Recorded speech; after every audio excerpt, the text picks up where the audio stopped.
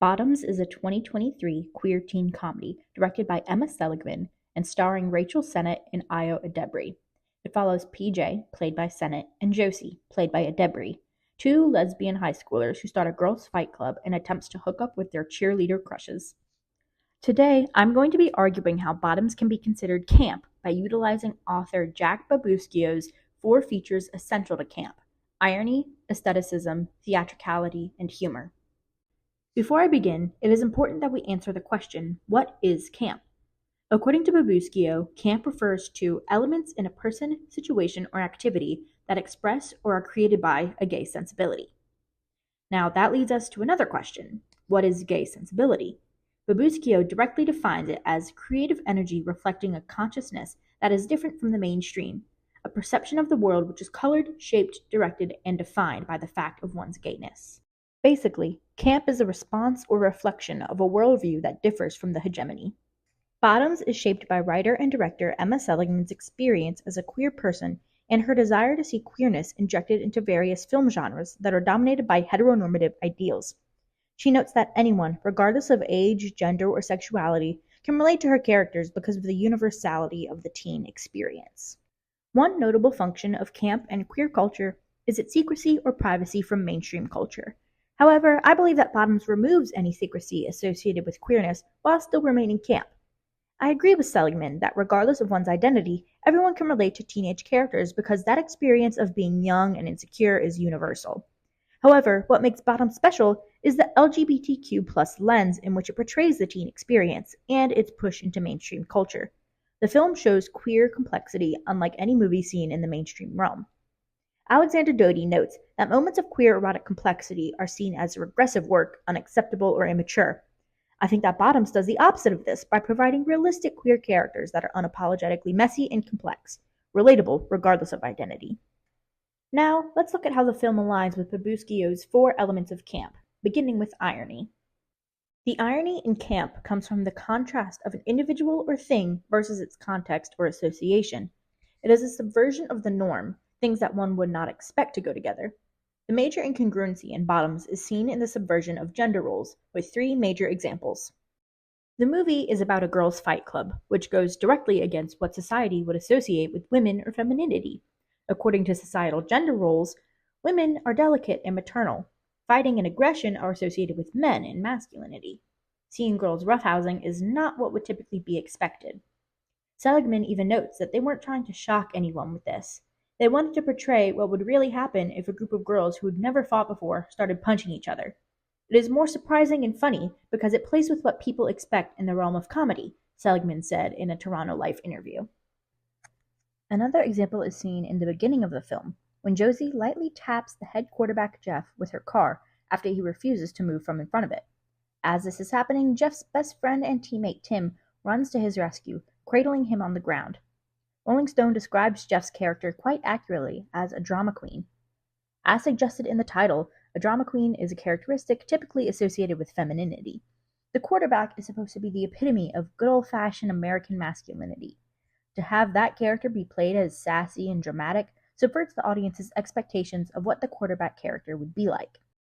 Former NFL player Marshawn Lynch plays a major role in this movie as Mr. G, the tough and apathetic teacher turned fight club advisor. In the beginning of the movie, he is shown as an uninvolved teacher, allowing students to do whatever they want as he reads a dirty magazine with big booty babes. After he is forced to get involved in the fight club, he becomes a strong feminist. This is far from what would be expected of a so-called tough guy. The contrast between his hard and masculine exterior and a supportive feminine allyship is ironic and lends to the campiness of the film because it is not expected that a macho man would be in touch with women's issues. Next is aestheticism. Babuskio argues that camp is an exaggeration, turning things from normal to outrageous. This, in turn, creates another incongruence, as mentioned before, a discrepancy between something or someone in the film and its real-world context. This film is filled with lots of hilarious details, like posters of a shirtless Jeff that say, "It's game day, get horny," or a lunchroom mural of the creation of Adam but with Jeff's face. These are obviously things that you would not typically see in an American high school, but rather exaggerations of the values of American high school and society that places football and athletes so highly above the rest of the students. This is an example of that discrepancy between the exaggerated idols of football stars and the real world, where such posters would either not exist or be much less showy. While Barbuschio primarily focuses on theatricality in the sense of queer people playing the role of passing as straight, I am focusing on theatricality in the sense of unique performances of the characters in the film. Barbuschio notes, what the character conveys tends to be less important than how or why it is conveyed.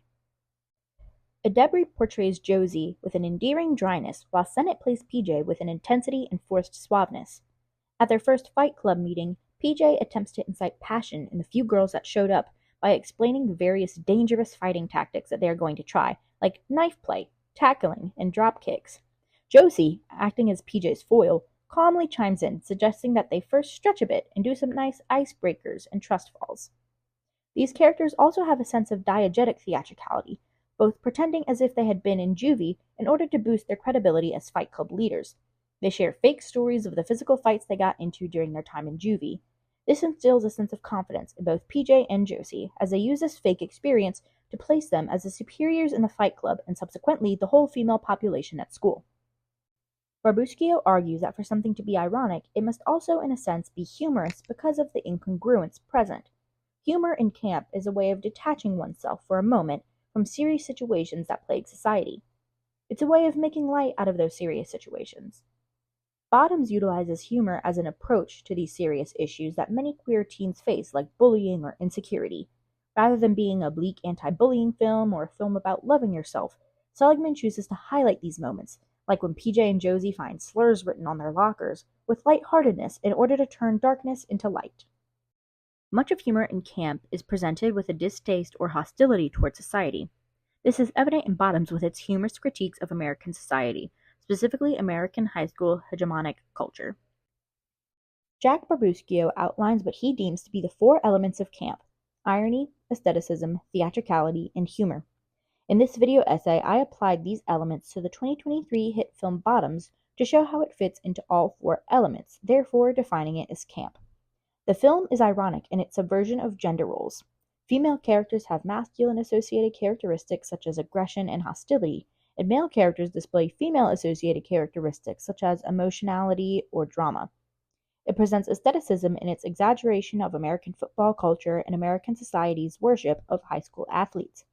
Theatricality is shown through the unique portrayals of characters, specifically in Rachel Sennett and Ayo Adebri's roles as PJ and Josie, respectively. Humor is evident throughout the entire film as a means of viewing the queer teen experience with a detachment from what would be a more serious situation. With this, I believe that Bottoms by Emma Seligman can go into the canon of camp cinema.